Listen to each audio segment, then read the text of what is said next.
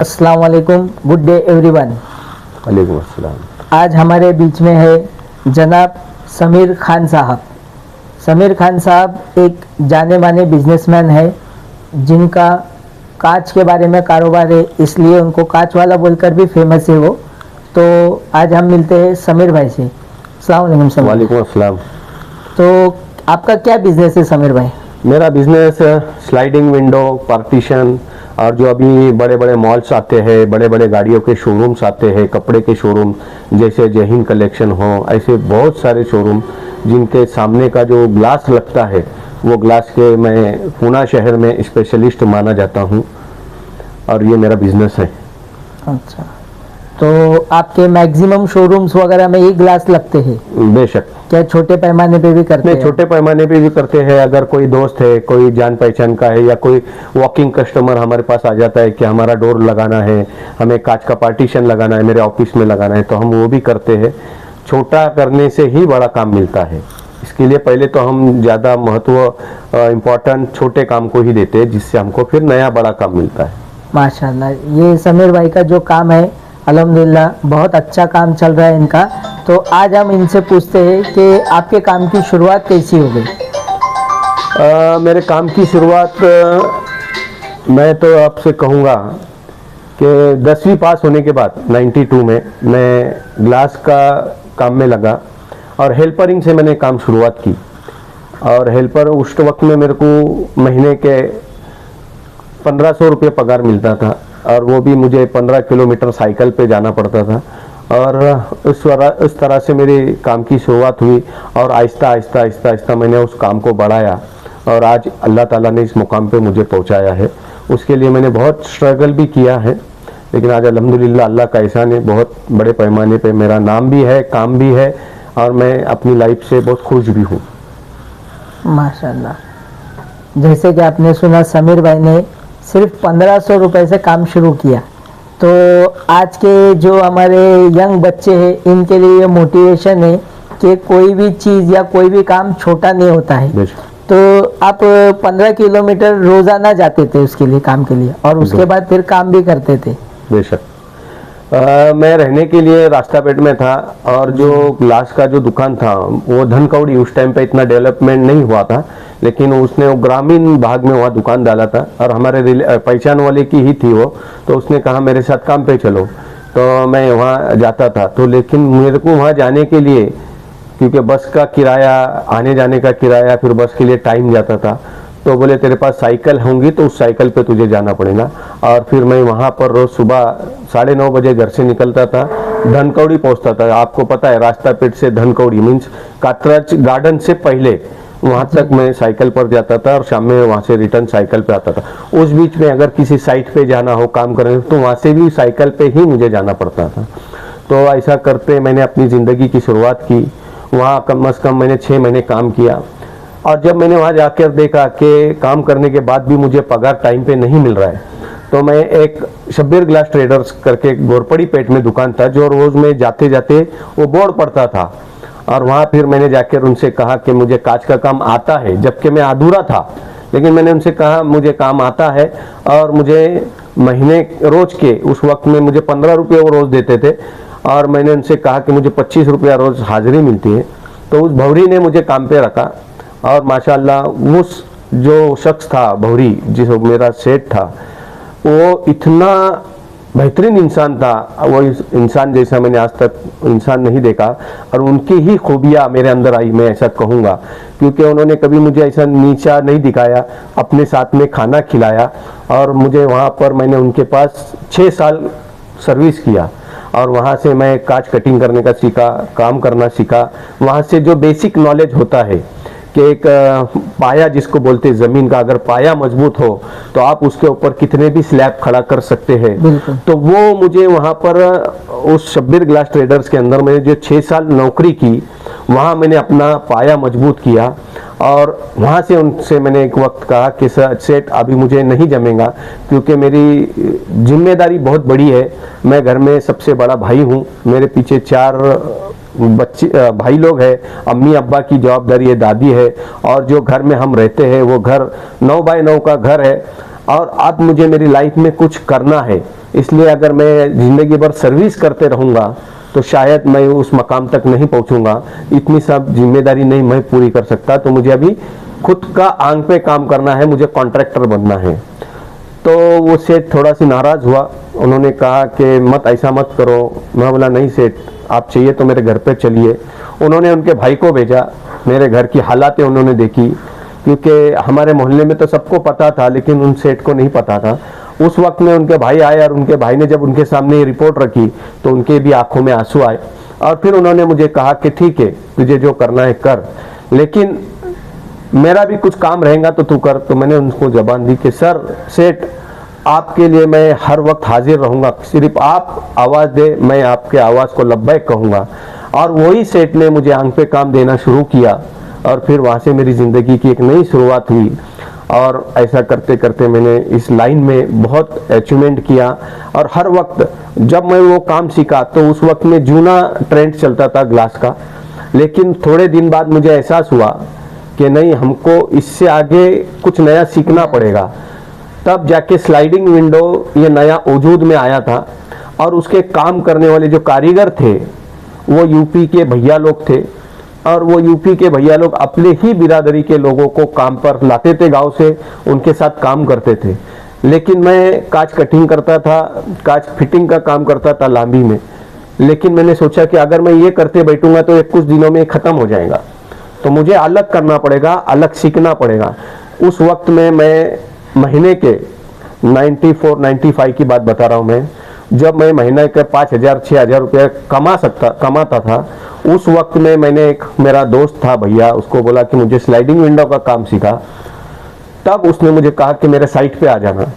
उसने मुझसे 4 महीना काम कराया, 1 रुपया भी मैंने इससे नहीं लिया, लेकिन मेरा मकसद ये था कि मैं वो काम सीखूं जी। और मैंने वो स्लाइडिंग विंडो का काम सीखा। उसके बाद मैंने धीरे धीरे वो काम शुरू किया, और एक वक्त ऐसा आया कि मैं एक कंपनी में एज कॉन्ट्रैक्टर ज्वाइंट हुआ। उस वक्त में मैंने मेरे भाई को साथ में लिया, मेरे कज़न भाई को साथ में लिया। ऐसा करते करते 6-7 लड़के मेरे हाथ के नीचे लिया, और उस कंपनी का सबसे बड़ा कॉन्ट्रैक्टर मैं बना, जब मैं महीने के वहाँ से 60,000-70,000 रुपया पैसा कमाता था। अगर मैं नया कुछ नहीं सीखता तो शायद मैं अपनी ज़िंदगी में तरक्की नहीं करता। तो आज की जनरेशन को मुझे यही बताना है कि तुमको आगे के दौर में क्या चलने वाला है, इसके ऊपर फोकस करना बहुत ज़रूरी है।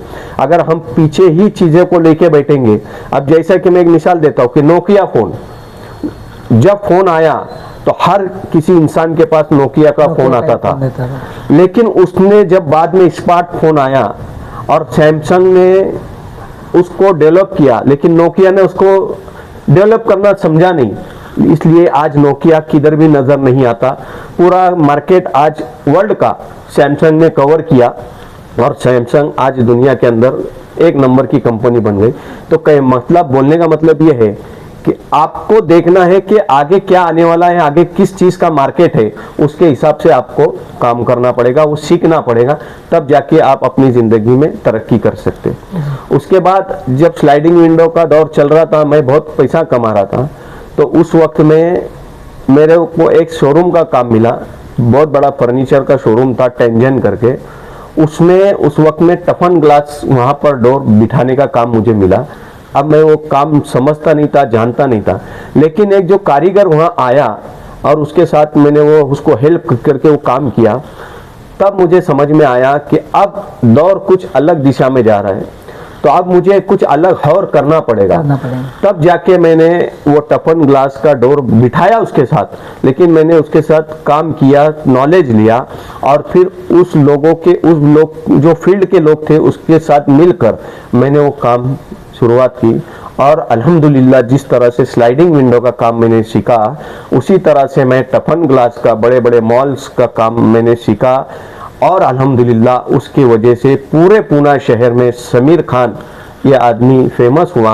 आप किसी भी कांच वाले के पास जाइए, किसी भी कॉन्ट्रैक्टर के पास जाइए और उनसे कहे कि समीर खान को पहचानते हैं, तो वो कहेंगे हाँ समीर खान टफन का काम करते हैं वो। क्योंकि उस वक्त में पूरे पूना शहर में हम 3 ही कारीगर थे, एक मैं था, एक मेरा दोस्त अजय करके था, और एक दूसरा राजेंद्र करके था। तो तो हमारे पास तो उस वक्त में इतना काम होता था कि अगर मैं 24 घंटे भी काम करूं तो भी टाइम मुझे नहीं पुरता था।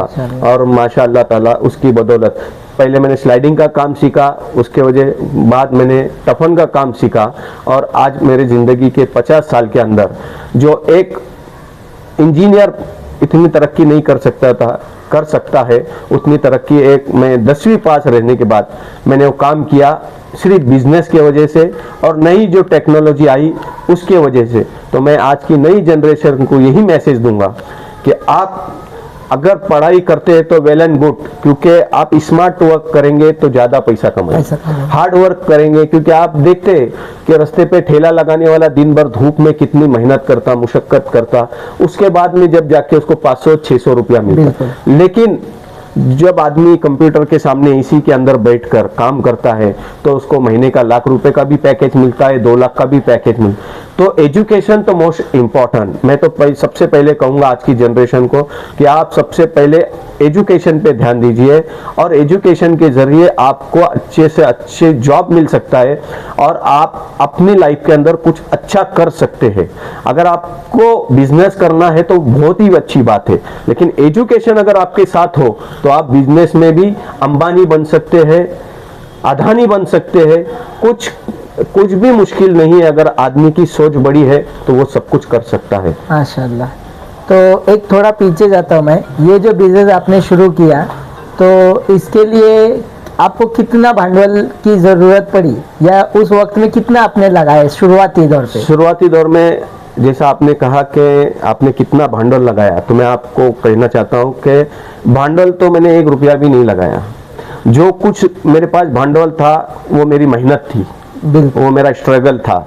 क्योंकि आज हम जाते जाते रास्ते पे देखते होंगे कि ट्रक के पीछे लिखा हुआ था कि मेरी जिंदगी का भांडवल मेरी मेहनत, मेरा कष्ट।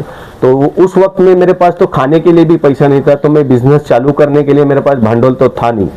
क्योंकि एक दौर था, एक वक्त में मैं ग्लास कटिंग कर रहा था और कटिंग करते करते मेरे हाथ में शीट टूट गया वो ग्लास का, तो मेरा पूरा ऐसा हाथ कट गया।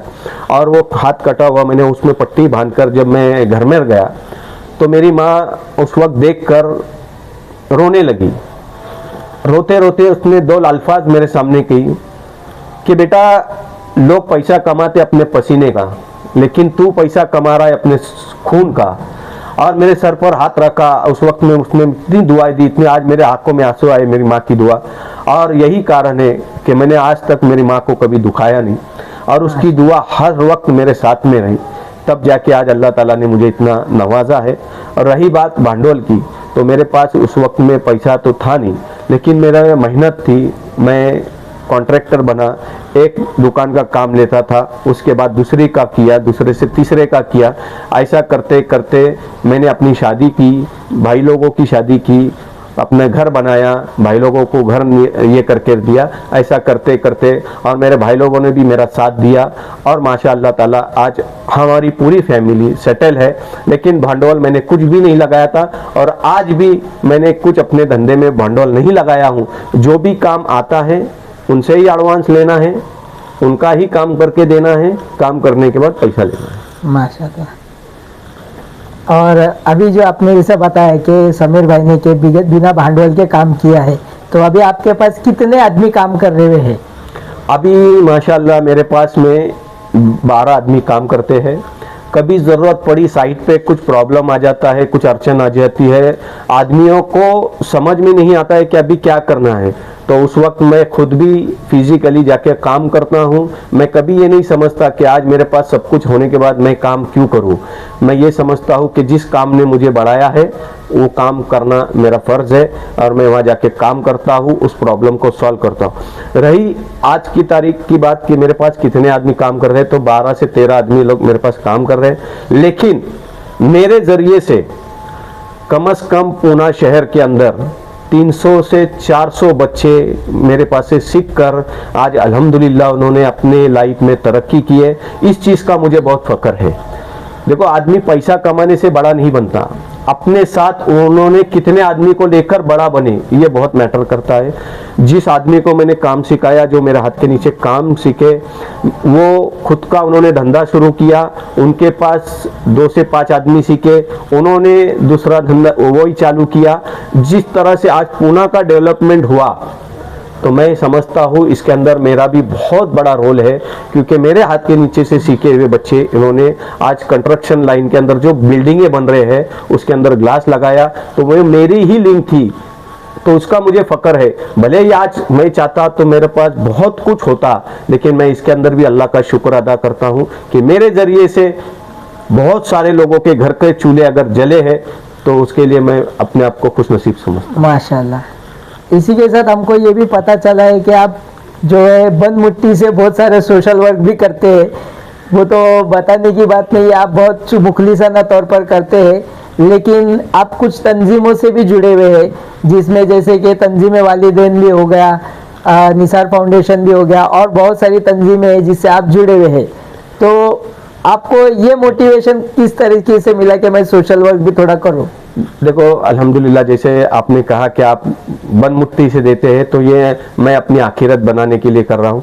और जो आपने इसमें कहा है, तुम ज़मीन पर रहने वालों की मदद करो, अल्लाह तुम्हारी मदद करेंगे, तो वो अल्लाह मुझे दे रहा है, तो मैं लोगों को पहुँचाने का काम कर रहा हूँ। लेकिन जैसा आपने कहा कि आप बहुत सारे तंजीमें में जुड़े हैं, तो माशाअल्लाह ताला मैं, जैसे आपने बताया, शिबली नुमानी स्कूल में जुड़ा हूँ, अंजुमन फैजुल इस्लाम दारुवाला पुलिस स्कूल, जिस स्कूल से मैं पढ़ा हूँ, जहाँ से मैंने एजुकेशन लिया, उसमें अभी मैं इलेक्टेड होकर आया हूँ। सिकंदर पठान के साथ मैं वहाँ काम कर रहा हूँ, सीख रहा हूँ। दूसरा, मैं KGN फाउंडेशन, जो महाराष्ट्र के लेवल पे रिश्ते जमाने का काम कर रहे हैं, उसके अंदर भी मैं बहुत बड़े पैमाने पे काम कर रहा हूँ। हमारे उस फाउंडेशन में 250 से ज़्यादा लोग, और ऐसे ऐसे लोग हैं जिनका अभी नौकरी धंधा से रिटायर हुए, वो लोग बड़े पैमाने पे अपनी कौम की खिदमत करने का काम कर रहे हैं। उसमें अंदर मैं एक अदना सा कार्यकर्ता वहाँ पर काम कर रहा हूँ। और निसार फाउंडेशन में भी मैं ज़्यादा वक्त नहीं देता हूँ, क्योंकि फिजिकली मैं बहुत बिजी होता हूँ, तो जैसा भी वक्त पड़े मैं इन फाउंडेशन में काम करने की कोशिश करता हूँ, और थोड़ा बहुत फाइनेंशियली मदद करता हूँ, जिससे ये फाउंडेशन लोगों की भलाई का काम कर रही है, वो नज़र आ रहा है। तो इसके अंदर अपना भी थोड़ा सा हक अदा हो जाए, इसलिए मैं काम कर रहा हूँ। और ये इम्प्रेशन मुझे यहाँ से मिला, क्योंकि अल्लाह ताला ने हमें ये ज़िंदगी दी है, और एक दिन हमको, हर किसी को ये ज़िंदगी छोड़कर जाना है। तो लाखों करोड़ों लोग जो पैदा होते हैं, मर जाते हैं, जिनका इतिहास में कोई नाम नहीं होता, ऐसी ज़िंदगी मुझे नहीं जीना है। अल्लाह ने मुझे कुछ मकसद से यहाँ पर भेजा है। मेरे जाने के बाद कम से कम 10 लोग मेरे फैमिली को छोड़कर उन्होंने याद करना चाहिए कि समीर खान अच्छा आदमी था, अच्छी शख्सियत थी, उन्होंने लोगों की भलाई के लिए, कौम की भलाई के लिए और देश के लिए कुछ करने का जज्बा उनके अंदर था। इस मकसद से मैं काम कर रहा हूँ। और दूसरी एक बात, मैं पर्सनैलिटी डेवलपमेंट के भी क्लासेस लेता हूँ, भाषण कराला शिका, क्योंकि आज हम देखते हैं कि हमारे लोगों को काम बहुत करते हैं, लेकिन उनको प्रेजेंट करने नहीं आता, बोलने नहीं आता, बात करने नहीं आता। तो वो भी चीज़ हम करते हैं, और हमारा क्लास पिंपरी में है, जिसकी वजह से हम बहुत से लोगों को बात करने का, किस तरह से स्टेज पे खड़े रह के किस तरह से बोलना चाहिए, वो सब सिखाने का भी काम मैं कर रहा हूँ।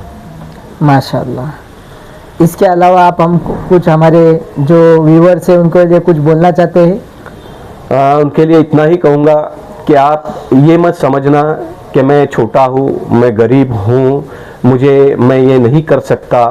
अगर आपके अंदर पॉजिटिव थिंकिंग है, अच्छी सोच है, कुछ करने का जज्बा है, तो हर चीज़ मुमकिन है। Nothing is possible in the life. ऐसा कहे जाता है कि कोई चीज़ कर नहीं सकते, ऐसा नहीं है। अगर इंसान ने ठहरा लिया कि मुझे ये करना है, तो इंसान करता है। कोई गुमान नहीं कर सकता था कि इंसान चांद पर पहुंच सकता है, लेकिन इंसान चांद पर पहुंच गया। हमारे दौर में कभी मोबाइल नहीं था, इंटरनेट नहीं था, हमने कभी सोचा नहीं था कि इतना फास्ट जनरेशन आएंगी, इतना तरक्की होंगी, इतना डेवलपमेंट होगा।